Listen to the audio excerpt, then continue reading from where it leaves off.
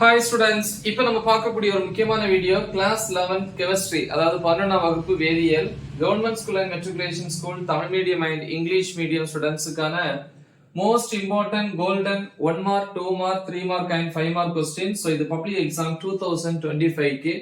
So இந்த கொஸ்டின்ஸை மட்டும் நீங்க தெளிவா ப்ரிப்பேர் பண்ணா போதும். இந்த யூனிட்ல இருந்து கேட்கக்கூடிய கொஸ்டின்ஸை வந்து 100% நம்ம அட்டன் பண்ணலாம். பிளஸ் அதுல வந்து ப்ராப்ளம்ஸ் ஆட் பண்ணியிருக்கோம்.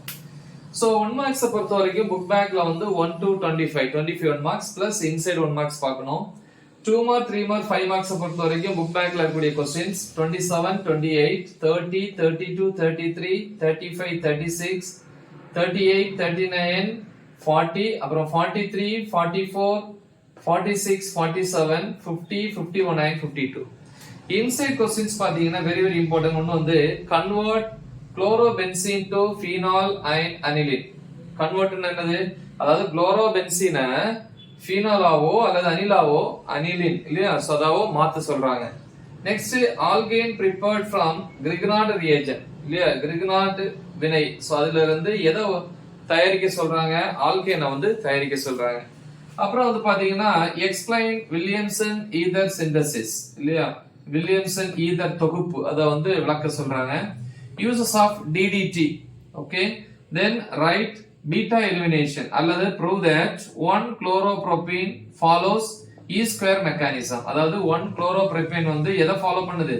E square mechanism வந்து ஃபாலோ பண்ணுது அப்படிங்கறத வந்து ப்ரூவ் பண்ண சொல்றாங்க. அடுத்து ரொம்ப முக்கியம். Prepare the following compounds from CH3MgI. எதெல்லாம்? மீத்தேன், எத்தனால் அல்லது அதுக்கு ஒரு பேர் கொடுத்திருக்காங்க. The next third one acetaldehyde, fourth one higher ethers. Okay, எல்லாமே repeated questions தான். The next வந்து இதுல ஒரு ப்ராப்ளம் கண்டிப்பா கேட்பாங்க இல்லையா? KOH ல இருந்து காம்பவுண்ட் C கிடைக்குது அப்படின்னா ஐடென்டிஃபை ABC இந்த மாதிரி ஒரு சம் இல்லையா? சோ இந்த மாதிரி சம் வந்து கண்டிப்பா எல்லா எக்ஸாம்ஸ்லயும் வந்து ஒரு क्वेश्चन இருக்கும். சோ அது ரிலேட்டடான क्वेश्चंस எல்லாம் பாத்துக்கோங்க.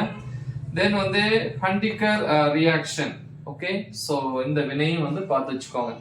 சோ இது யூனிட் 14ல வந்து நீங்க ப்ரிப்பேர் பண்ண வேண்டிய மோஸ்ட் இம்பார்ட்டன்ட் क्वेश्चंस. நல்ல தெளிவா ப்ரிப்பேர் பண்ணுங்க. மத்த யூனிட்ஸ் எல்லாமே ஆல்ரெடி அப்லோட் பண்ணிட்டேன். சோ உங்க ஃப்ரெண்ட்ஸ்க்கு இத மறக்காம ஷேர் பண்ணுங்க. Right the example. All the best. Thank you.